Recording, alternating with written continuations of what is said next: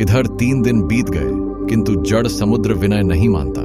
तब श्री राम जी क्रोध सहित बोले, बिना भय के प्रीति नहीं होती। हे लक्ष्मण, धनुष बाण लाओ, मैं अग्निबाण से समुद्र को सोख डालूं। मूर्ख से विनय, कुटिल के साथ प्रीति, स्वाभाविक ही कंजूस से सुंदर नीति, ममता में फंसे हुए मनुष्य से ज्ञान की कथा, अत्यंत लोभी से वैराग्य का वर्णन, क्रोधी से शांति की बात और कामी से भगवान की कथा, इनका वैसा ही फल होता है जैसा ऊसर में बीज बोने से होता है। ऐसा कहकर श्री रघुनाथ जी ने धनुष चढ़ाया। यह मत लक्ष्मण जी के मन को बहुत अच्छा लगा। प्रभु ने भयानक अग्निबाण संधान किया, जिससे समुद्र के हृदय के अंदर अग्नि की ज्वाला उठी। मगर, सांप तथा मछलियों के समूह व्याकुल हो गए। जब समुद्र ने जीवों को जलते जाना, तब सोने के थाल में अनेक मणियों, रत्नों को भरकर अभिमान छोड़कर वह ब्राह्मण के रूप में आया। काकभुषुंड जी कहते हैं, हे गरुड़ जी, सुनिए, चाहे कोई करोड़ों उपाय करके सींचे, पर केला तो काटने पर ही फलता है। नीच विनय से नहीं मानता, वह डांटने पर ही झुकता है, रास्ते पर आता है। समुद्र ने भयभीत होकर प्रभु के चरण पकड़कर कहा, हे नाथ, मेरे सब अवगुण दोष क्षमा कीजिए। हे नाथ, आकाश, वायु, अग्नि, जल और पृथ्वी, इन सब की करनी स्वभाव से ही जड़ है। आपकी प्रेरणा से माया ने इन्हें सृष्टि के लिए उत्पन्न किया है। सब ग्रंथों ने यही गाया है। जिसके लिए स्वामी की जैसी आज्ञा है, वह उसी प्रकार से रहने में सुख पाता है।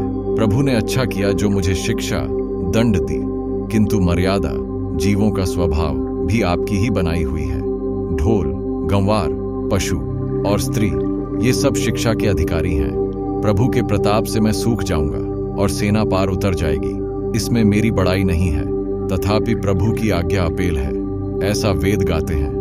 अब आपको जो अच्छा लगे, मैं तुरंत वही करूं। समुद्र के अत्यंत विनीत वचन सुनकर कृपालु श्री राम जी ने मुस्कुराकर कहा, हे तात, जिस प्रकार वानरों की सेना पार उतर जाए, वह उपाय बताओ। समुद्र ने कहा, हे नाथ, नील और नल 2 वानर भाई हैं। उन्होंने लड़कपन में आर्षि से आशीर्वाद पाया था। उनके स्पर्श कर लेने से ही भारी भारी पहाड़ भी आपके प्रताप से समुद्र पर तैर जाएंगे। मैं भी प्रभु की प्रभुता को हृदय में धारण कर अपने बल के अनुसार जहां तक मुझसे बन पड़ेगा सहायता करूंगा। हे नाथ, इस प्रकार समुद्र को बढ़ाइए, जिससे तीनों लोकों में आपका सुंदर यश गाया जाए। इस बाण से मेरे उत्तर तट पर रहने वाले पाप के राशि दुष्ट मनुष्यों का वध कीजिए। कृपालु और रणधीर श्री राम जी ने समुद्र के मन की पीड़ा सुनकर उसे तुरंत ही हर लिया, अर्थात बाण से उन दुष्टों का वध कर दिया। श्री राम जी का भारी बल और पौरुष देखकर समुद्र हर्षित होकर सुखी हो गया। उसने उन दुष्टों का सारा चरित्र प्रभु को कह सुनाया। फिर चरणों की वंदना करके समुद्र चला गया। समुद्र अपने घर चला गया। श्री रघुनाथ जी को यह मत, उसकी सलाह अच्छा लगा। यह चरित्र कलयुग के पापों को हरने वाला है।